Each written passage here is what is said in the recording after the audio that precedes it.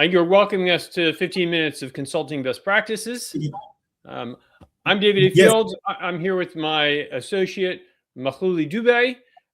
This is very straightforward. You ask questions. You can ask them in email. We've had a number of questions submitted by email, or type them into the chat, and we'll dive in. It looks like, Tom, you came in with a big question. Excellent. We will get to that. We need to get to a few of the ones that people sent in, but we'll run through questions really quickly this week. But let us know you're here. Please type your questions in and say good morning and all of that. And hi, John.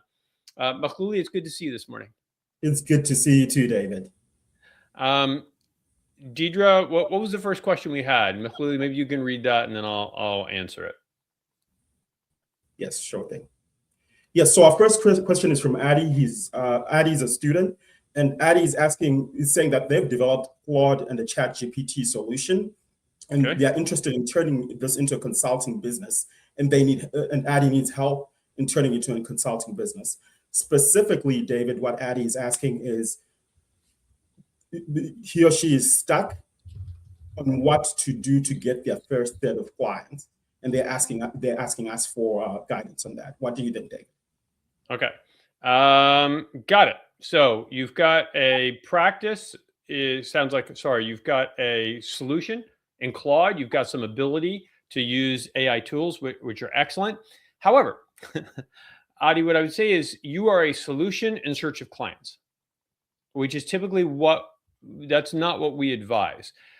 Now, if you've been talking with the market and businesses are saying, oh, we really want this, then you will already be talking with prospects, and landing one of them as a client should be pretty straightforward.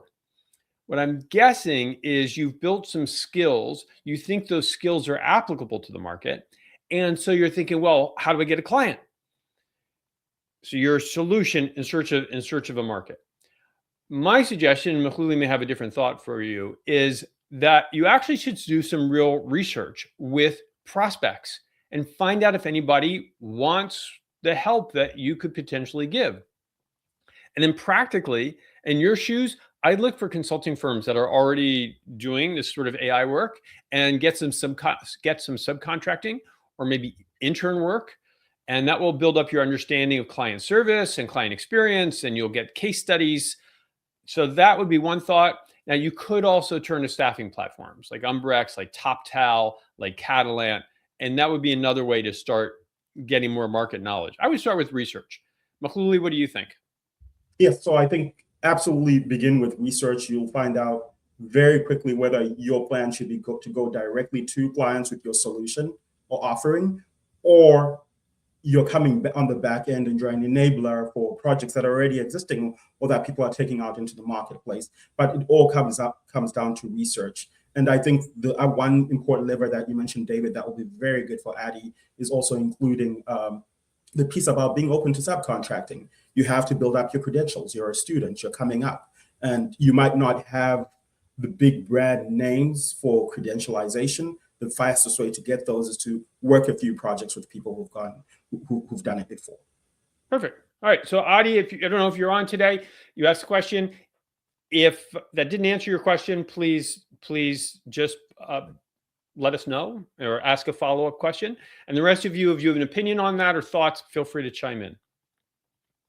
All right, Deidre, what do we have next? I know there was more that came in during the week. Yes, Pearl asked this. Situation. Okay, so there's situation and then questions. So Makhlouli, Pearl had a couple of opportunities stalled at the context document stage. First one, after 3 great calls with a prospect, he went silent after I sent the context document for review and a calendar invite. Okay, that's a drag, but that happens. 2, a founder with stalled growth insisted on a tactical fix and gave me a budget max. Well, that's nice that you got a budget. She had little interest in the context questions. That's interesting, and hasn't replied since receiving the document. All right, so Deidre, what are her questions? Question 1, when a prospect is highly engaged, so that's like the first one, how can I transition to the proposal stage without losing momentum to administrative hurdles like document reviews and calendar gaps? What do you think, Makhlouli? How do you go from context to proposal and not let it slide? The number one thing you can do, Pearl, to maintain momentum is to set the next meeting in the meeting that you're in. Yeah. That one single tactic is what most consulting firm owners forget to do, but it is the one thing that could actually help them maintain momentum. So that's just what we have to do to maintain momentum. There was a few things around context though that Pearl highlighted, where Pearl has gone through a context discussion and she's been ghosted. And the truth of the matter is that it's most likely not about you.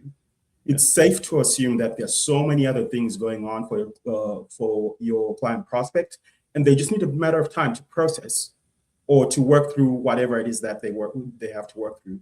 Focus, Pearl, on building a relationship, a trust relationship, and that will eventually unfold more client wins. So I'm not saying that necessarily it is with this client that you win the project, but try to always make it about them and the pressures that they are going through. And remember, it's not about us, it's always about them. Got it. Pearl said that they did align on the time, so good for you for doing that, but then they just didn't reply to the calendar invite. Okay, well, there is a whole ghosting sequence. We have an 8-step ghosting sequence, which you can look up, or we will put a link to in the after this. But I think Makhlouly's right. It's not about you. Just give a little space. So, all right. What was the next? I think there was Pro. You sent in other questions.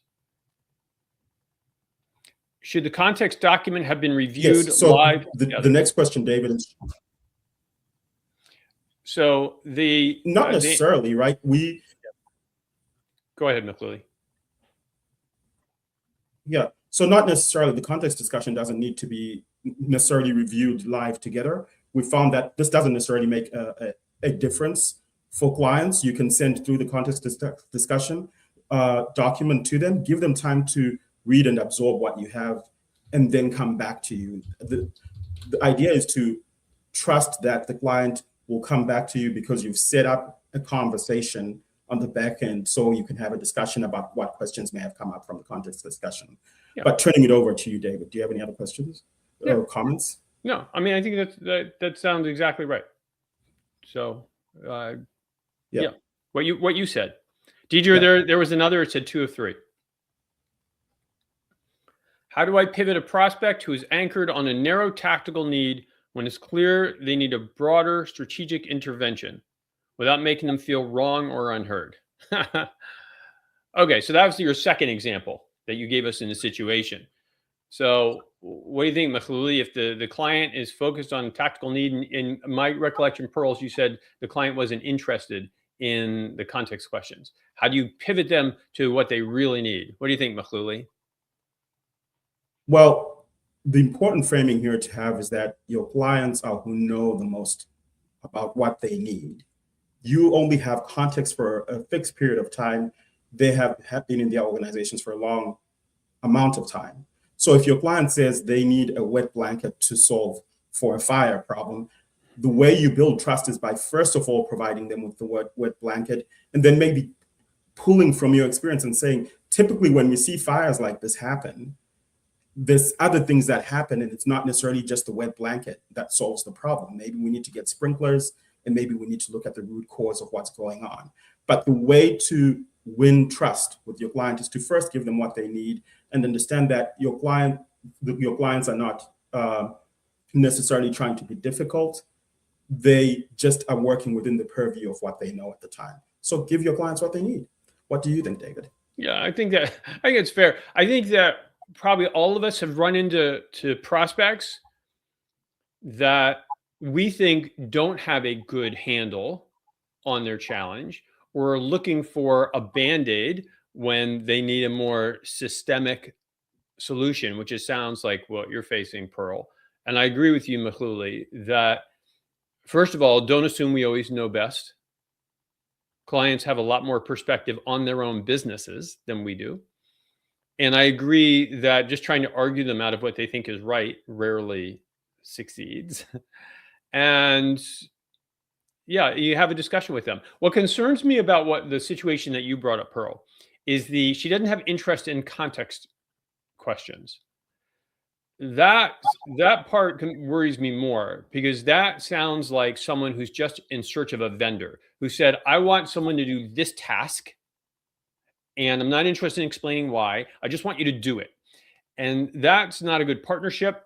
You'll have to decide whether you want that kind of client, if that's in fact what the person is looking for is a vendor. It tends to put margin and price pressure on the project because they just think, look, I don't need somebody who can think. I just need someone who will do this task that I tell them to do. That's to me the watch out on that one. So I don't, Deidre, I don't know if did we have others submitted, or can we go to the what Tom? Me a thumb, Tom? Okay. So Tom wrote, big question. I am planning to retire to India in 3 months. Oh, good for you. To avoid high US living costs. Got it. Once there, I want to build a consulting practice based on offshore optimization, process implementation, distressed project recovery. As a fixer who's already overseas and understands offshore delivery from the inside, I'm wondering if you can offer any marketing tips specific to this differentiated consulting offering. Due to visa restrictions, I would have to work for US or European companies. Okay, I got some thoughts on that. Makhlouli, any thoughts you want to weigh in, or you want me to dive in? You dive in and I'll add on. Okay. So this goes back to the very first question a little bit that Adi asked, even though you're clearly very experienced, Tom, which is you have come up with a solution. And my question back to you, and you can answer right now, is do you know the market wants this?